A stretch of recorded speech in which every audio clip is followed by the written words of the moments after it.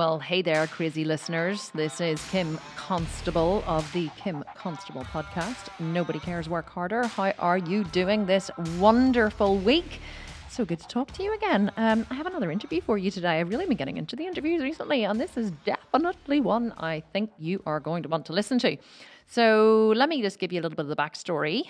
I was interviewed by my guest today. His name is John Lee Dumas. He has one of the most successful podcasts in the world. It is called Entrepreneurs on Fire. And he interviewed me on his podcast about a year and a half ago.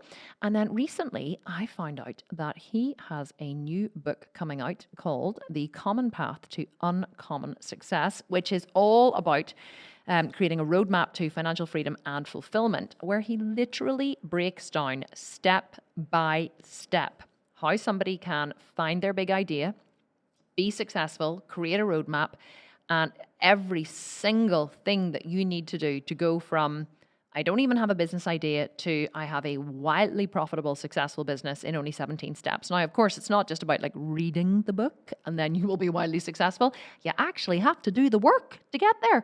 But John Lee Dumas truly is one of the great entrepreneurs of our time. He knows exactly how to make money. And not only that, he has had 90 months of his podcast generating over $100,000 in revenue, a minimum of $100,000, sometimes up to $250,000, 90 months, $100 million. And he only employs 3 virtual assistants in the Philippines and has a monthly wage bill of under $4,000. Now, that made my eyes water a little bit because my monthly wage bill is about 20 times that. So I was interested to hear John's tips for success, and I cannot wait to read the book when it comes out March 23rd. And so really this interview isn't really just about, I don't really get into John's history, and we do talk a little bit about that, but a lot of it is about me just asking him to dig deep into the strategies that make somebody successful. He's interviewed over 3,000 people on his podcast, 3,000 wildly successful entrepreneurs, including Amy Porterfield, Seth Godin, Tony Robbins, Gary Vaynerchuk, Tim Ferriss. Like some of the icons of our time have been on his podcast, and he really has been able to distill to the tiniest detail, the simplest methods, what it is that makes people successful. So this podcast is actually more like a masterclass. It's not really a podcast interview. It's actually more like a masterclass. So if you're not interested in finding out, how to find your big idea, how to, turn it into a highly successful, profitable business, then this episode probably isn't for you. But you know what? You might actually enjoy some of the strategies in it. They may help you with other areas of your life, even if you're not looking to build a business. So I would suggest that you listen to it anyway and just hear how awesome John is. So before we get into the interview, just let me remind you that if you want to win a sculpted vegan program, including the 18-month Sculpt and Shred, then all you have to do is leave a review wherever you are listening to this podcast, screenshot the review, send it to me on Instagram at @thesculptedvegan. We flag all of the pictures that are sent to us, and then every month we choose a winner of one of our amazing programs. And next month it could be you. We're going to choose March's winner. This is February now, 2021. When you're listening to this, we're going to choose March's winner in the next couple of weeks. And you can enter every single week in February if you want. Send me 4 different reviews. Send me 10 different reviews if you listen to 10 different podcasts. And the more times you review, the more chances you have to win. So let's go and hear from John, and I will chat to you guys again at the end. John Lee. Whatever I get to call you on this podcast, welcome. I am fired up to be here, Kim. It's great to flip the mics and, you rock the mic on Entrepreneurs on Fire. I will do my best on your show. Here, I have to be honest, right? I was a little nervous going to interview you in this one, and I'll tell you why, because I was like, whenever I was on your podcast, it was like so planned. It was unbelievable. And now from having done a lot of research about you, of course, I now know why, which I want to talk about whenever we get into it.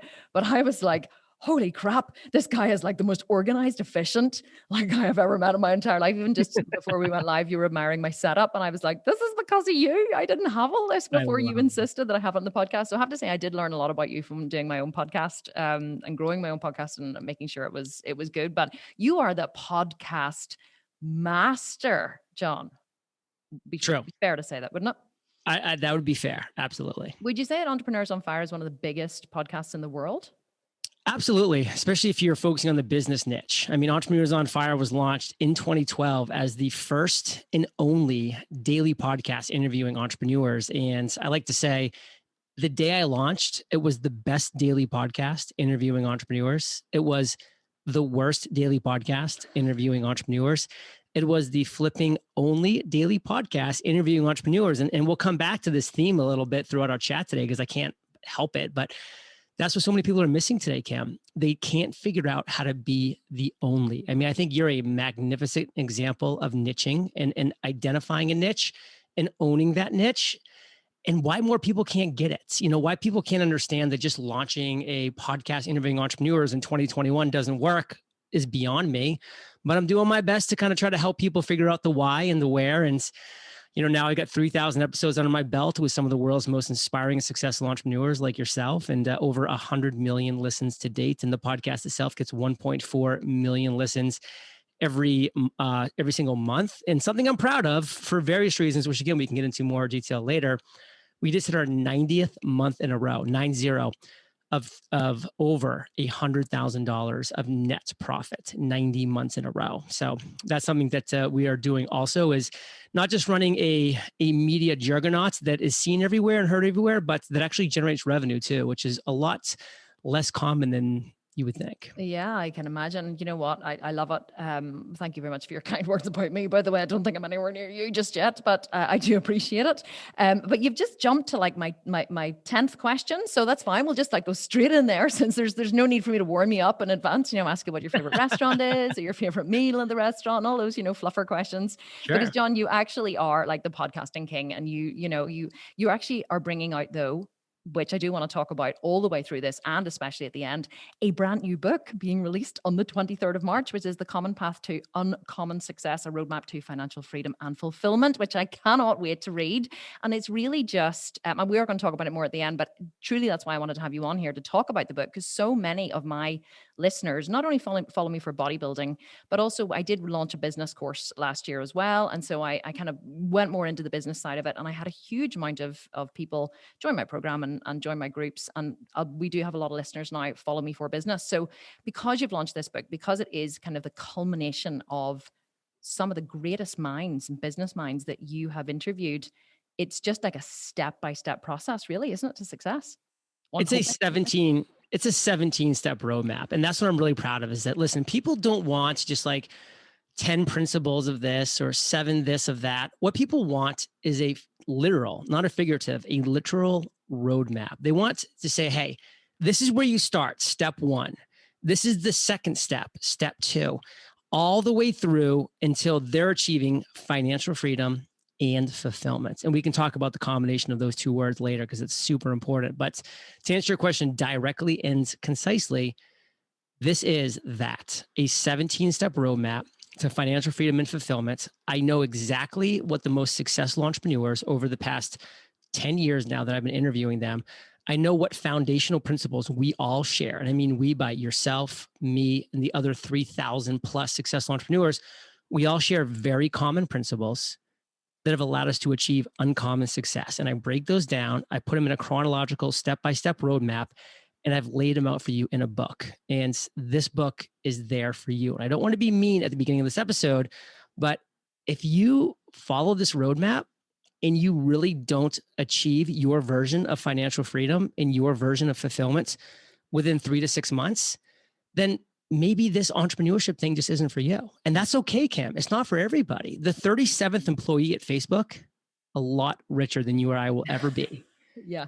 And sometimes being a number 2, you have a fantastic COO I got to meet right before the chat. Sometimes being a number 2, a number 10, a number 200 is a lot better fit for people than being this entrepreneur, this solopreneur. But what I love about it is this book is going to, number 1, get to those true entrepreneurs to financial freedom and fulfillment. Alternatively, it's going to get people to realize it's not for them quickly. And now we can move on to where you should be focusing in life. And you can get there fast now because you're not kind of just pondering for years, oh, should I try this entrepreneurship thing? And let's just figure it out. Do you find, though, that is hard for people? I want to talk a wee bit about your own background, first of all, well, in a second, but a question has come up that I do want to ask on the back of that.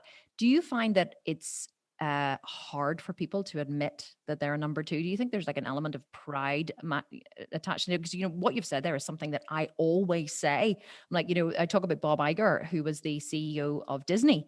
Bob Iger retired with 2.2 billion, being worth 2.2 billion. He never created anything. He didn't create Disney. He didn't, you know, he wasn't an entrepreneur in that way. He went in as the CEO of Disney. He's worth 2.2 billion.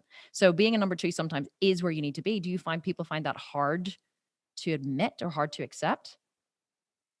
The right people don't find that hard to accept because it's the right fit for them. It was the right fit for Bob Iger. And in fact, there's a fantastic podcast called Business Movers where they go through Walt Disney's life, and it's fantastic. And Walt Disney was a very interesting character. I mean, he had a lot of flaws. He had a lot of great things that he brought to this world. And he had a lot of struggles in life as well. And he was the epitome of the number one, the guy that was willing to break through walls and barriers and make things happen. But he never, ever would have achieved any success without his number two, which at that time was not Bob Iger, it was actually his brother. Mm-hmm. And his brother was the brains, the financial genius, the guy that held it all together behind the scenes while Walt was off doing a million things. And yes, I get that Walt gets all the accolades, mm-hmm. but listen, like Walt's brother, he was just as important, if not more important than Walt for a lot of reasons. And so there needs to be a lot of pride in being a number two and being a number 10 and being a person that is filling a valuable role in a company that's going forward. And there's a lot of benefit there. And so that needs to be thought of as well. Mm-hmm. I always say to my team, actually, because this is my company is growing so fast. We've gone from 0 to 8 million in 3 years. And we are growing. You still have time to work out? I train 5 days a week still. I'm just kidding. Of course. Yeah, right. I see you on Instagram. I train 5 days a week. It's part of my life, which is why actually it's part of the reason why it's forced me. People always say to me, oh, what do you think is the one thing that's made you successful? Well, many things, but for me, certainly I do the things in my company that only I can do. I don't do anything else. I don't write one other email, one other post. I only do the things that only I can do. I'm the chief visionary officer. That's what I call myself. I have the vision. I have the ideas. I map them all out. I see where they're going. And then I pass them off to Christina, my COO, and Jamie, my director of operations, and they make them happen, you know? So I think that is, you know, part of the reason why I've been successful. Not part of the reason, by the way. Not part of the reason. Not part of the reason? It's the reason. And this is actually chapter 1 of the book. It is identify your big idea. What you did, Kim, not too long ago, is you identified your big idea. Mm-hmm. You identified that big idea. We talked about it. We had an incredible conversation about it on Entrepreneurs on Fire. So anybody who's a fan of Kim, you know, go to eofire.com. Just type Kim in the search bar. Her show notes page will pop up. Listen to the episode. Fascinating story, fascinating journey. And guess what? You identified your big idea. But your big idea, I'm not going to say it was very broad and vague, but you know, a lot of people were doing the fitness thing, period. Still are, and will always will be. But then you took the next step, and the next step is step 2. You discovered your niche within that big idea, and then you owned that niche. You saw a void in the marketplace that needed to be filled, and you filled that void, and you are reaping the massive exponential rewards as a result, because you became a first mover advantage in that place. And the first mover advantage is unbelievably important. And once you get that lead, by the way, it's up to you or me. It's up to Kim, by the way. And I'm pointing at Kim, like it's up to Kim or myself to relinquish that lead. And we're not willing to relinquish that lead. Like we are in the front. We're going to stay there because we're going to keep working hard. We're going to keep training hard. So back when I had my big idea, which was a podcast, I said, well, that's a broad, vague idea. A lot of people doing podcasts. What about a business podcast? That's one niche down. Okay, a lot of people doing that. Another niche down, another level down. What about an interview business podcast? Okay, there's still like 4 or 5 people doing it back in 2012. What if I niched another time until it hurt? And what would that look like? What would niching till it hurt looks like? Doing a 7-day-a-week podcast when my closest competition was doing one episode a week. What if I did 7 a week and blew them out of the water? Not quality, because I wasn't going to be good, by the way. Mm-hmm. Quantity. I blew them out of the water the only way I could. Quantity. And that's why the day that I launched, I was the best, the worst, the only daily podcast interviewing entrepreneurs. I discovered the niche. I owned it. I had first mover advantage, and I won. Because the higher the barrier that you can set as a businessman or a businesswoman, the lower the competition. And my barrier was so high, was 7 days a week. Nobody could compete. I had no competition. That's why I won. And it wasn't for everybody. But guess what? Neither is Kim. Kim is not for everybody. And she's gone to $8 million in 3 years. And that's actually the beauty. That is the beauty, is that she's not for everybody and that I'm not for everybody. Because the people that we're for, they are our people. They are our raving fans, which is, by the way, step 3, which is creating your avatar, that perfect customer, that perfect client. And that's just the first 3 steps. So going back to why I kind of interrupted Kim a second ago, was Kim lives every day in her big idea, in what I call her zone of fire. She is only doing the things that Kim can and should be doing. Interviewing people like myself, interviewing other illuminaries in her space, training 5 days a week, because she has a brand and she can't just be a couch potato going for her now. She knows that. So everything that Kim does is in her zone of fire, and she hires the amazing team around her to do the other things that she should not be doing, because they are not her zones of fire. And that's building a team as part of the 17-step roadmap, of course. And I brought Amy Porterfield in to talk about that step, who's incredible. She has a 19-person team right now and just managed it wonderfully. And that'd be a fantastic episode for you to listen to. I interviewed her last week. Yeah. Did she talk about how she built her team? Do you know, I asked her more about like personal stuff. We talked about like making more money than our husbands. Typical lady stuff. I love it. But her process about building a team, and how she literally has 4 departments, and she only talks to the department head. So she literally feels like she has 4 people on her team, even though it's 19. Mm-hmm. And there's ways to do it. So that's just kind of a longer way of saying Kim's living in her zone of fire. That's why she's winning at a high level. So few people that are hearing our voice right now and that are seeing our face that have yet to achieve financial freedom and fulfillment, they're not living in their zone of fire. They're not in any way, shape, or form. And that's sad. And this book changes that. I just love what you said there, because actually whenever you'd said about me going into fitness, I did. And I looked at fitness and I looked at the vegan women's bodybuilding, and there were other vegan fitness athletes in the space at the time. But what I did was I looked at them all and I realized no one had a scalable business model. They were all doing one-to-one coaching or, 3-month coaching or selling, $97 4-week courses, but no one actually had a scalable business model. So like you decided to go live to release an episode 7 days a week. I decided to take the digital marketing model that was people were only using for business and apply it to the fitness industry. And still there is no one else doing it in the way that I'm doing. Now, a couple of other people have copied me and they're now trying to build 12-month programs and online programs and scalable business models, but no one is doing it the way I'm doing it, and no one will be able to catch me because I now have a 21-person team, and we have coaches worldwide, and as you said, everything is going. So you can find. I love that you said that, because it's true. People go, "Oh, but I'm in fitness. How can I find my thing?" Well, it's not always just about finding a market segment or a niche or a vegan women. Sometimes it's going deeper and deeper and deeper and deeper. Have you read the book, Blue Ocean Strategy? Yes, that book is very, very old. Game changer. Yeah. But very, very timeless. It just has such true principles within it that is key. To sum it up in a couple of sentences, it's like, hey, instead of messing around in the red ocean where all the sharks are, like, why not find the blue ocean? And that's exactly what discovering your niche is. It's going down, not a brand new idea, because a brand new idea that nobody's ever done is probably not a good idea. Because guess what?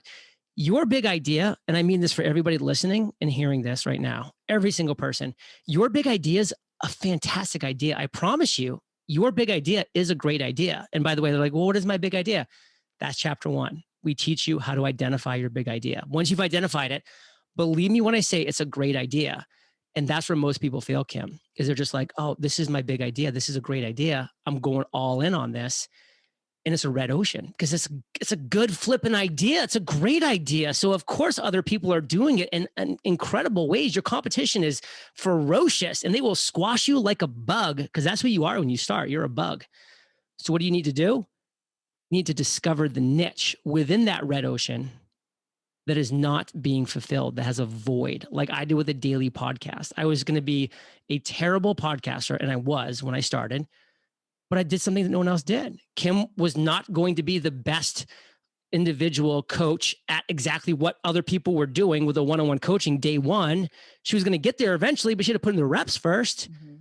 But she took it in a different direction. She found an underserved segment of that audience. She niched down, and won, got off in front of the races, and she's never going to relinquish that lead now, and neither will I. That's how you do it. Were you naturally defiant as a child? I ask So- because I have this theory that truly the reason why I'm able to identify segments of the market and areas that no one else is serving is because I grew up the youngest of 3 children being told, don't do that, can't do that, don't do that, don't move, don't talk too loud, speak quieter, constantly being told you can't, you don't, you won't, you shouldn't.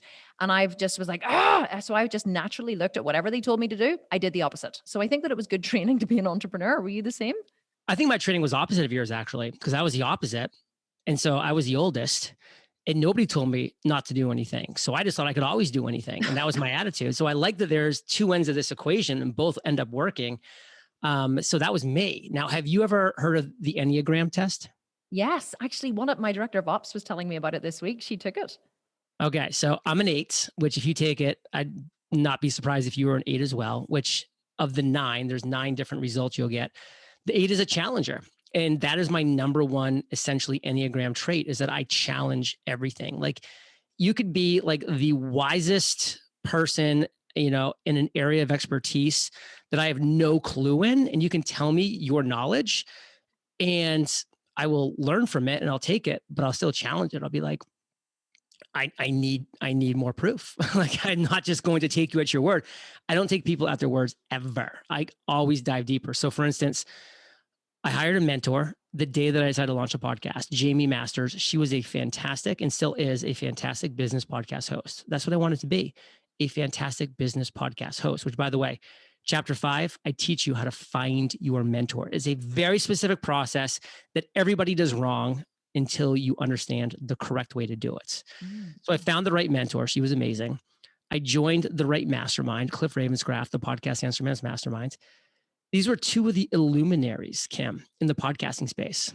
And they both looked at me without any unclear messaging and said, John, a daily podcast will fail. It will fail because you'll get burned out. You'll never find enough guests. Your listeners will get behind and they'll never be able to catch up. And yada. They gave me all the reasons. And most people would say, you're right. Why don't I just launch a weekly podcast like everybody else is doing? That's what most people would do. And most people fail. But I said, you know what? If the best people in the world in this specific niche of podcasting are telling me that it can't be done, and I figure out a way to do it, there's the flipping opportunity right there. And that's what I did, Kim. I used their advice, again, about not doing it as fuel and excitement to actually do it. Because I'm like, well, I know they're wrong. I know a daily podcast can be done. And if I figure out how to do it, then think about how high of a barrier to kind of, rehash what I was talking about earlier that I'm building. And the higher my barrier, the lower my competition is. And that's why I was able to win on such a massive level. So to answer your question completely right now, I challenge everything. I'm a challenger. And I think you are too. Yes, probably. And I love what you said, because I watched an interview recently with Arnold Schwarzenegger, and he said that every time he heard someone say, it can't be done, you won't be able to do it, it's never been done, he heard, it can be done.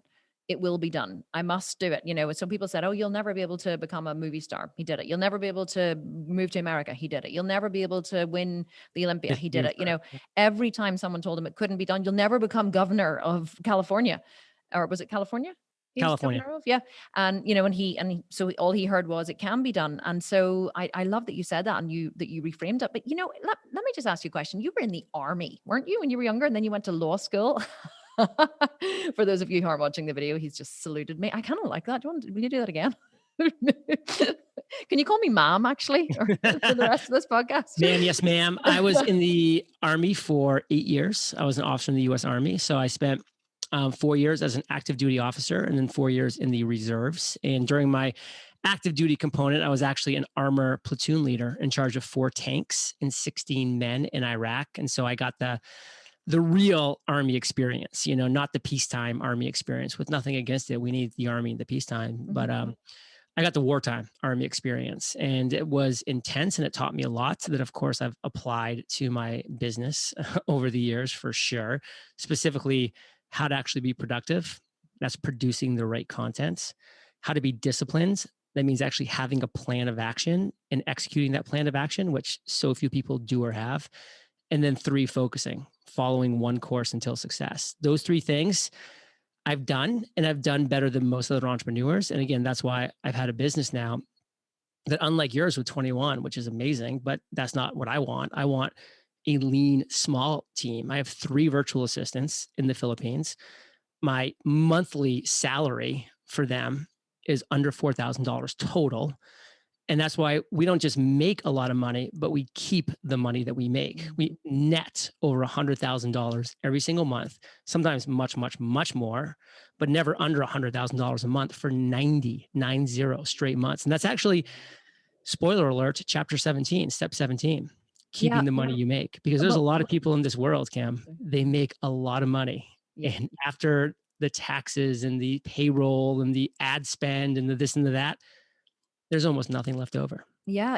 Do you think as well, to go back to your army training, do you think that it taught you, well, 2 things I want to ask actually about what you just said about the money. It taught you to ration well, to make do with a little, to produce a lot out of a little, and to be careful with your resources. I don't know if those things are actually true. That's kind of one thing about the military is we have abundance in the military, and that it's not the case for all armies, but the United States military is the best army in the world. There's a reason for that. We're typically overfunded, oversupplied, over everything, oversupported typically, by the populace, even if they don't agree necessarily with the wars we're fighting. They always support the troops because they know that we're not choosing to go to war. We're being told, and we're just doing our duty, so to speak. So the troops always have the support, no matter what we're doing, which has been fantastic.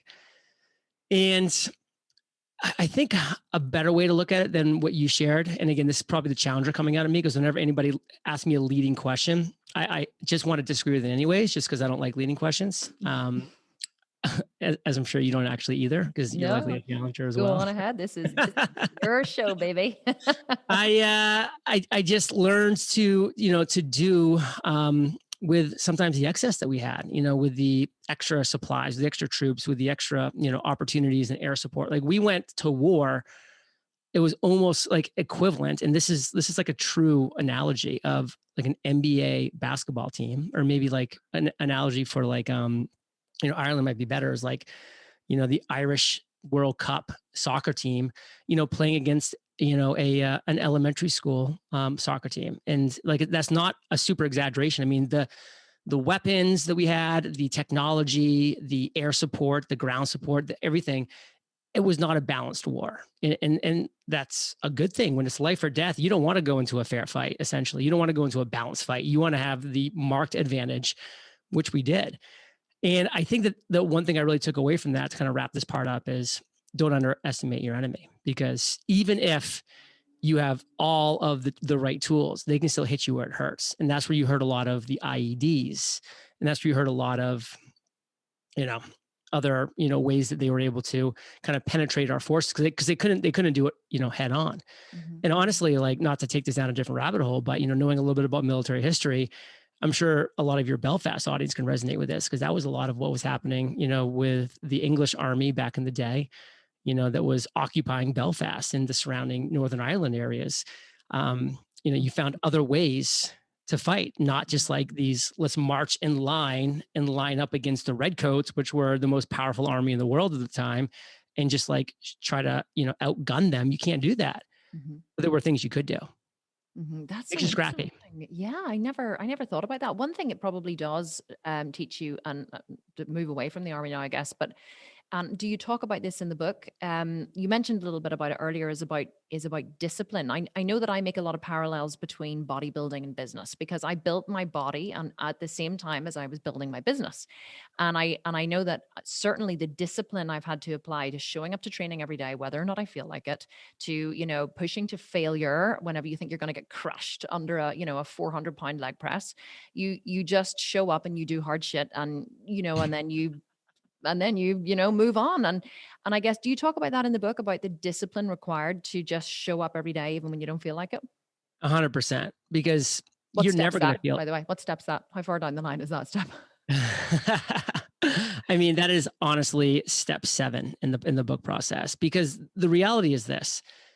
When I launched on my idea of having a daily podcast interviewing entrepreneurs, I knew there was no way I was going to want to wake up every single day and do the work and do a podcast episode 7 days a week, even though I committed to that release schedule. I didn't commit to showing up 7 days a week to do an episode. What I committed to was releasing an episode every single day. And I did that for 5.5 years, for 2,000 days straight, not by waking up every morning and doing an interview when sometimes I didn't feel like it, but by doing a process, which I outlined in step 7, which is batching like a baller. Mm-hmm. I do 8 interviews once a week for Entrepreneurs on Fire. So one day a week, write down my schedule. I'm doing 8 interviews. When I interviewed you, Kim, you were one of 8 interviews that day. Mm-hmm. And I was locked in. I was focused. I was high energy because that was my day. That's the day that I bring the heat for Entrepreneurs on Fire. And I make sure my guests do as well. That's my Super Bowl every single Sunday for football players and here in America. But that my Super Bowl was every single week, that one day that I had 8 interviews scheduled. And so that allowed me to go all out on that one day and then take the other 6 days to do other parts of my life and business, to recharge, to recuperate, to work on this project, this book, this course, this community, whatever that looked like, but not always be committed to doing one of these at a minimum every single day. Because you know it as well as I do. It's like you got to come in the studio, you got to turn your equipment on, you got to do mic checks, you got to set up this, you got to set up that, you got to get your audio editing all going on, you got to get into the click, click, click, like interview zone now. And when you do that once and then you just knock out 8 episodes, boom, you're in the zone all day. But to like have to recreate that every single day, that's where so many people fail because they never even thought of that concept, batching like a baller. So I batch everything that I do. And by the way, that is the longest chapter, the longest step of all 17 steps. Step 7, chapter 7, creating a content production plan. 13,500 words are in that one step. And I'm telling you right now, the reason why we've generated $100,000 net profit minimum for 90 months in a row is because our content production plan is fantastic. Was it fantastic day 1? No. Year 2? No. Year 4? Getting good. And now we're entering into year 10, like our first decade of business. Like it is unbelievable. And man, we give it all away in that step. We show you how to create a content production plan like a baller. And after you read that chapter, your head will be like, I want my head to spin off this earth right now because of how terrible my content production plan was in comparison. But now you get the keys to the castle. I just love that. Okay. And here's what I want to say about that. And this is why I really, really want to encourage people to read, to pick up a copy of the book. I, of course, haven't read it yet because it hasn't been released, but just what you said there, and you will probably find this too. People come to me all the time and they say, Kim, I really want to XYZ. Can you tell me exactly how to do it? And I look at their plan and I say, okay, I see instantly what they do. I go, here's exactly what you need to do. Here's step 1, step 2, step 3, step 4. And here's 2 extra steps that I think you should also take. And they go, great, thank you. And they go away and they do the complete opposite. Or they do steps 2 and 5, or they do steps 1, but they change something slightly. And they go, and I say, well, why did you not take this step here? And they say, oh, well, because like I didn't think that would resonate with my audience. And I'm like, don't be an asshole. If you're going to fucking ask my advice, take it. Do you know what I mean? And it drives me insane. Why would you ask someone who's phenomenally successful at exactly what you want to do, their advice, and then do the opposite because it just didn't feel right? So are you basically saying, John, that if people go through your book and they read this step, which I'm really excited about now, that you literally lay out your entire efficiency content plan? Because I know how efficient you are, because I was on your podcast and I was like, here's exactly what you need to do. Here's exactly the microphone you need to purchase. Here's exactly your setup you need to have. If you don't have any of these, don't show up. If one of these is missing, don't show up for the interview. I mean, there was no room for error. And I loved it because it really was like, I was like, this is an amazing system. You're like, I'm going to copy this, and you should. Yeah. Well, of course, I didn't for my podcast because I really should. But I think that because you obviously do 8 interviews in a day, you have to be highly efficient. And I think this comes back to what I was saying in the beginning about, I do the things in my company that only I can do. It makes me highly efficient. I have 4 children who I homeschool. I have a husband who I want to see occasionally. I have a big team. I have my bodybuilding. I have my business. I have a lot of shit going on. So I have to be highly efficient at everything I do.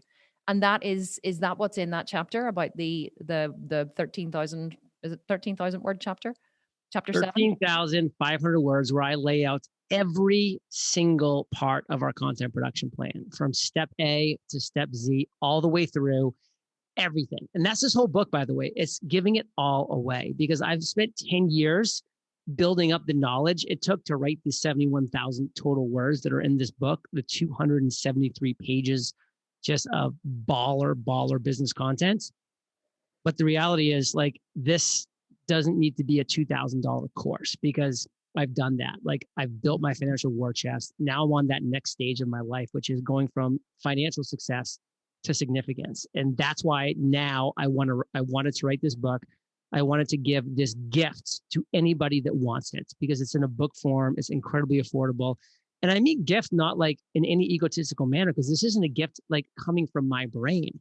This is a gift coming from the 3,000 people that I spent tens of thousands of hours interviewing over the past decade and taking their genius and putting it into this book.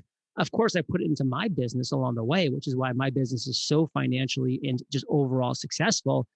But I've taken it and put it into this book for everybody to access. If you access and apply the 17-step roadmap, you are going to find your version of financial freedom and fulfillment. It's really a foregone conclusion.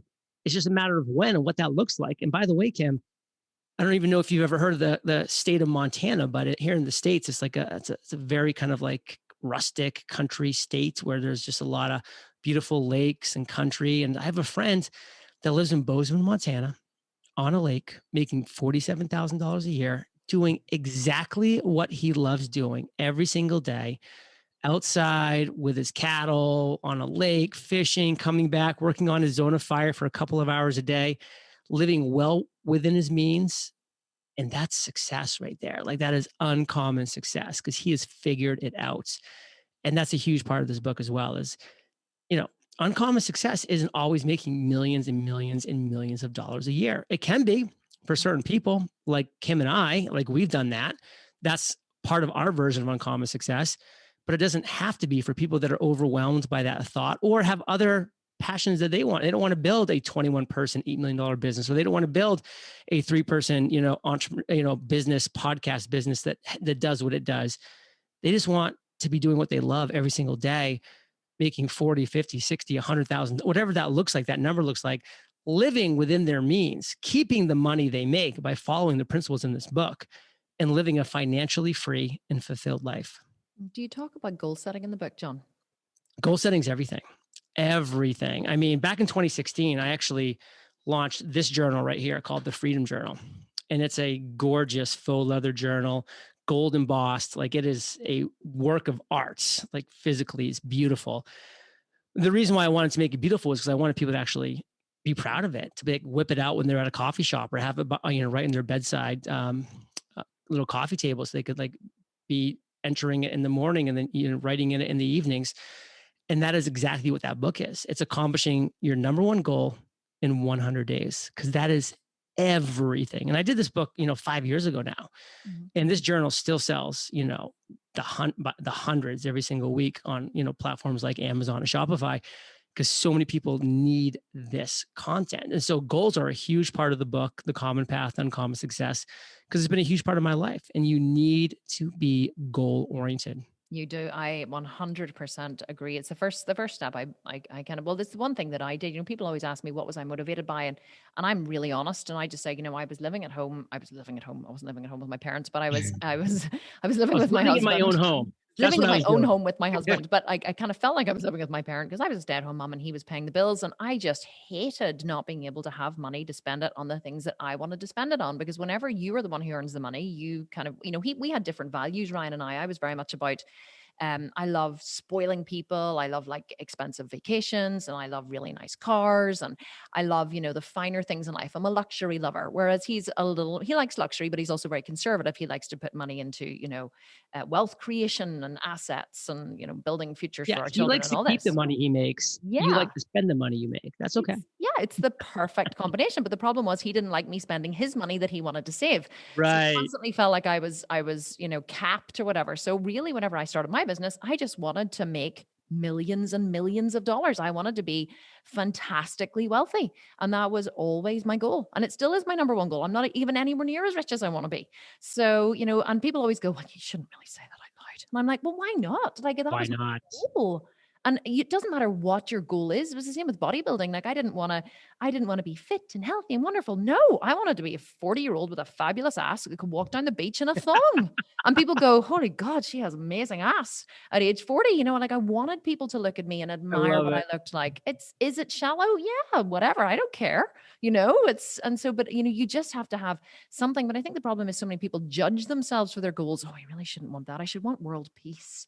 And people go, I just want to empower women. No, you don't. You want to be rich. You want to make loads of money and fly in a helicopter. It's like, I don't know. I just think sometimes I think sometimes a lot of people aren't honest about what they really want, like the gritty, nitty gritty, the deep down and dirty stuff that we don't even really talk about out loud. I think honesty is a big factor in it as well.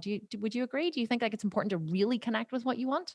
You've got to connect with what you want. You've got to understand it, that's why it's step one. It's identifying your big idea. Like that's what you want, your big idea. That's how you want to be spending your days. Because to me, success is, doing what you want, where you want, with whom you want. And like when you have the ability to do that, like you are living a great, fulfilled, happy life. And listen, money doesn't specifically buy happiness, but believe me, because I've been there and Kim has too, the lack of money makes it really hard to be happy. So we're not saying that like you need to just be chasing money for money's sake, but like what money can bring you is fantastic. And again, I do challenge that kind of comment anyways about money can't bring happiness, because I'm like, oh, that's funny. Have you ever handed a blank check to an amazing charity or cause that you believe in, and they could then go off and do exactly what they needed to do? Would that bring you happiness if you were able to do that? And the answer, of course, is yes. And I'm like, well, why don't you do that? Well, it's because you're living paycheck to paycheck. You can't do that. But I've written hundreds and hundreds of thousands of dollars to my favorite charities. And that's brought me amazing happiness. We went to Guatemala 2 years ago to see the multiple schools that we've built in these developing countries, and like the joy in the kids' faces, and the jobs we're giving for the men and the women in that town that never had access to education before. Now these kids who never would have even been able to read, have a whole new lease on life. And it is unbelievable. And the joy that it brings me to write those checks, and the joy that it brings me to be able to lay my head at night and close my eyes and have zero financial stress, is priceless. Yeah, you're right. And I always say money is how we express our value in the world. Like money, just like they always say, alcohol brings out, a person's true personality. If you're a nasty person inside, you'll be a nasty drunk. And if you're, if you're like a closet, my husband, I always laugh, he has an alter ego called Brian who comes out when he's drunk. And Brian is the life and soul of the party, let me tell you. And so, money is how we express our value in the world. The more money you have, the more of who you are will come out, and the more money I have, the more giving I am, the more I take care of people, the more I give to charity, the more people I look after, the more lives I try to better, because that is who I am inside. So the more you have of it, the more you can express your value. Tell us a little bit about focus. I've heard you talk about this before. You have like an acronym for focus, don't you? Follow one course until success. Focus. And there's like a little imagery I like to paint around this word as well. Like so many people that are, again, hearing our voices right now, I like to speak to the listeners directly because I'm speaking to your soul, I hope, because it's true. You go 1 mile wide with all of these ideas and 1 inch deep with all of your execution. And you wonder why you're making no impression, because you're all over the place. And of course, you're not going to make any impression going 1 mile wide and 1 inch deep. You need to go 1 inch wide and 1 mile deep. Kim did it. I did it. Most of the 3,000 successful entrepreneurs who I've interviewed over 10 years have done it. 1 mile, 1 inch wide, 1 mile deep. You focus on that one laser thing and you just go all in on it. And guess what? You become the best. Because when you can become the best solution to a real problem in this world, you will win. The second best loses. The 34th best loses. The best solution to a real problem wins. I was a bad podcast host for a long time, but I was the only show in town that was doing 7 days a week. So if you wanted that type of quantity, and a lot of people did, I was the only show in town. Why did Blockbuster win for so long? Which, by the way, was like, do you guys have any Blockbusters? We had it here, yeah. Yeah. They won for so long because they were the only shop in town. You wanted to rent a movie on a cold winter's night back in the 90s. All you could do was go to Blockbuster. There was no other options for you. That was it. Of course, Netflix came in, blew them up, and it's gone. But the point is, how can you be the only? And that's how you become the best. And that's how you win. And also, do you not think whenever you first go that 1 inch wide and that 1 mile deep, I now what I find is because my business is at the size that it is, and you'll probably find this too, I have so many more opportunities because I have so much more resources, financial time. Well, obviously I have less and less time, but because my team grows, I find I have more time to spend on the things that I really want to spend time on. So you have the opportunity once you've gone. Have you ever read The Dip by Seth Godin? Oh, yeah. I love The Dip. It's one of my favorite books. And I talk about it a lot about how most of us, well, he talks about to know when to quit. If you get into the dip, he said the only way to so for those of you who haven't read it, it's amazing. And Seth talks about the only way to reach success is to keep going through the dip. Once you get into the dip, which basically is the hard part of any project, you either have to keep going because that's the only way to get through it, or you have to quit and start something else. But I find that what most people do, which is I think is what you said, or it's a similar thing, is, you start one thing, you do it for a little while, and then it gets hard, so you jump to the next thing, and then you do it for a little while, it gets hard, and you jump to the next thing, you do it a little while, it gets hard, and so people never really get through the dip because it's not easy, John. Sure, it's not. Like, it's fucking hard to keep going and going and going whenever it seems like it's all against you. If it was easy, everybody would be successful. So, I mean, that's it. I'm glad it's not easy. I am flipping glad that it is hard to become successful, because those of us who become successful, we reap exponential benefits as a result. And anybody listening to our voices right now can be one of those people getting through that dip, pounding through that trough of sorrow that a lot of people call it. And it is a trough of sorrow. Yeah. Now, granted, and Seth does get into this, you've got to know when, it's just not going to work and you're just going to pull out. But if you're living in your big idea, which again is back to the core, if you are living in your big idea, in your zone of fire, you stay in that trough of sorrow. You stay in that dip until you burst out the other side, because it's the thing that you were meant to be doing. And that's the beauty of it. Because so many people, they never sit down and they never identify their big idea. And they see what Kim's doing and they see what John's doing. And they say, I'm going to go be a pale, weak imitation of those people.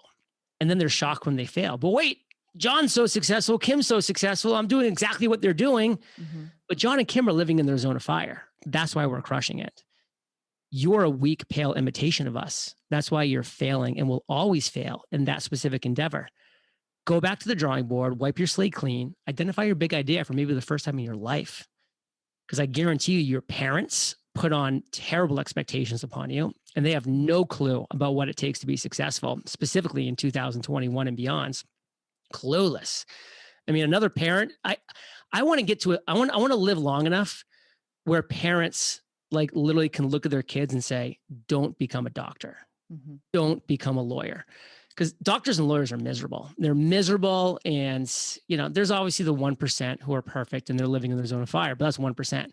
They're miserable. They're unhappy. And they're just doing it because their parents wanted them to. And they're living a life out for their parents. And there's a fantastic book called The 5 Biggest Regrets of the Dying, where a nurse, a hospice nurse, spent 20 years with people in the last days of their life. And one of those 5 regrets was living a life to other people's expectations, specifically their parents, who had been dead for 40 years by the time, 50 years sometimes. Yet they lived their whole lives for that. So sad. Parents, they want their best for the kids, but man, they screw them up almost every single time. I hope you don't, Kim. Here, you're talking to a radical unschooler here. My kids go to school. I love that. They live a life of complete freedom. We live by principles, not rules. My 9-year-old, people are shocked when I tell them this, but my 9-year-old goes to bed anywhere between 2 and 5 a.m. every day. I am shocked by that, actually. Because he's just, so my kids are 9, 11, 13, and 15. They are... they're online gamers. We give them as much technology as they want. They live a life of complete freedom. We have no screen time. We have no limits. We don't do any education with them whatsoever. They're all self-taught readers, writers, mathematicians. They have their own PayPal accounts, bank accounts. They transfer money to each other. They earn money. They speak fluent Mandarin Chinese because we've always had Chinese nannies for them. we just let them be who they are. And people always say to me, but what about, university or college? I'm like, well, I hope to God they don't go. And they're like, Oh man, why? that is I'm like, my dream, that if I have kids, they do not go to university. yeah, And again, if I have a daughter or a son and they're just like, they come to me at 17 or 18, they're like, I truly want to be a veterinarian. right. I Right. would, number one, I would make them, and I mean force them. And I guess that's a strong word, but I would No. strongly encourage them when they're 17 or 18 to go job shadow. That means getting up every Yeah. morning for at least 3 months and literally being on the ass of that veterinarian to actually experience what it means to be a vet. Like what you think at 9, 11, 17, what it means to be a vet, it's not delivering puppies 7 days a week. No. It's not. And I'm telling you, this is from experience. Like my mother and my sister and many other people that I know, went to nursing school because they saw Grey's Anatomy. They're like, oh my God, being a nurse, I get to like be the number 2 to Mr. McDreamy. Like that's amazing. And then they go and they work from 9 p.m. to 9 a.m. for the first, 5 years of their career. So they're working the night shift because that's what every nurse has to do when they start, almost every nurse, which is miserable. So that completely ruins your life there.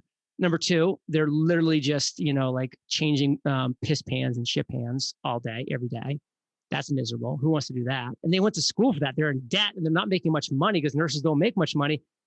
But that's just a random, example of like, I'm like, wait, you never went and shadowed a nurse? And they're like, no, I never went and shadow. Why would I go shadow a nurse? So you can actually see what you'd be talking about. It's like, it baffles my mind. And again, I fell in the same boat. I was like, the Army's awesome. Like, I'm going to get to run around like G.I. Joe and blow things up. The Army was miserable 90+% of the time and nothing like I envisioned it. But I was clueless. And I paid a result. And guess what? It was my fault. But I was 16, I was 17 when I signed the dotted line. It's also my parents' fault for like not being like, let's send you to boot camp. Go live in the Army life for 3 months and come back. If you want to do it, awesome. Go do G.I. Joe. I would have hated it, Kim, and I would have never done it. And my life would be different. I'm not saying it would be better or worse, but at least I would have not been miserable for most of my military experience. Yeah, one thing I do teach my kids, which actually, just before we finish, I can't believe we've been talking for nearly an hour. But one of the things I do teach my kids, which I think is important, and I would love to know if you talk about this in the book too, but is I say to them, human beings are meant to evolve. We're taught that we're supposed to be linear. You grow up, you go to school, you get an education, you go to college, you get a degree, you get a job, you stay in that job, you get married, you have children, you maybe move career once or you progress and then you die, and you have your grandchildren or whatever. And I always say to my children, like, I started 3 businesses before I found the Sculpted Vegan. I tried to be successful 3 times and 3 times I failed. And I remember my aunt actually saying to me, she's quite judgmental. She means well, but she said to me, God, Kim, if only you could stick at one thing, you would be really successful. And I remember being really stung when she said it to me. Is she And successful, by the way? she did have a successful company. She doesn't have my level of success, actually, in any way. But over here in Belfast, yeah, she was successful. So she did understand that you did need to stick at something. But also, what I teach my kids, like I was like 21 at the time, or 22 or something, and I did teach my kids, you're supposed to evolve. You try something, you fill yourself up with it and then you realize, oh yes, this is my thing. You realize, okay, this isn't my thing, and then you move, and then you try again, you fill up, and then you move until you find, as you call, your zone of fire. And that's when it's that's what it was like for me when I found bodybuilding.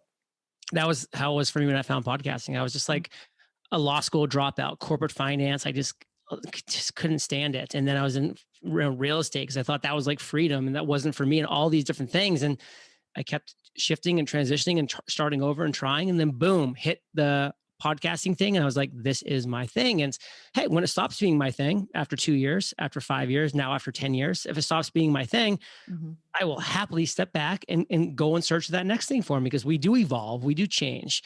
And, that's kind of one point I want to make. Like, it's cool that, your aunt gave you advice, actually, at least coming from a place of whatever, level of moderate success she had. But it's kind of like, for me, for most examples of people giving advice, it's like that fat doctor being like, this is what you should eat. It's like that, smoking, that nurse who smokes a pack of cigarettes a day, which most, so many do, being like, this is how you should live your, your health and your life and your wellness. It's like that, broke uncle who's like, this is the business you should be running. It's like, be careful who your mentors are. And that's actually why I started Entrepreneurs on Fire. I'm like, you're the average of the 5 people you spend the most time with. Like, you are the average of the 5 people you spend the most time with. It's a great Jim Rohn quote. And my 5 back in 2012 sucked. They weren't bad people, but they sucked. Like, as far as like financial freedom, fulfillment, happiness, they were good people, but not who I wanted to be or emulate or be around. Yeah. And this podcast back in 2012 put me around the people I wanted to be around: successful, inspiring, motivational humans, human beings. And all ships rise in a high tide. And I rose with them, and I still do to this day. So that's, the culmination of these 3,000 interviews, of the thousands and thousands of hours that I've been a mentee to these mentors. And I've put into a book, the 17-step roadmap. The book goes live on March 23rd. But if you're hearing this before March 23rd, do not wait. You want to pre-order, because we have 5 insane pre-order bonuses that all disappear before the actual launch. That's what I want to talk about. And by the way, John, this is going live on Thursday.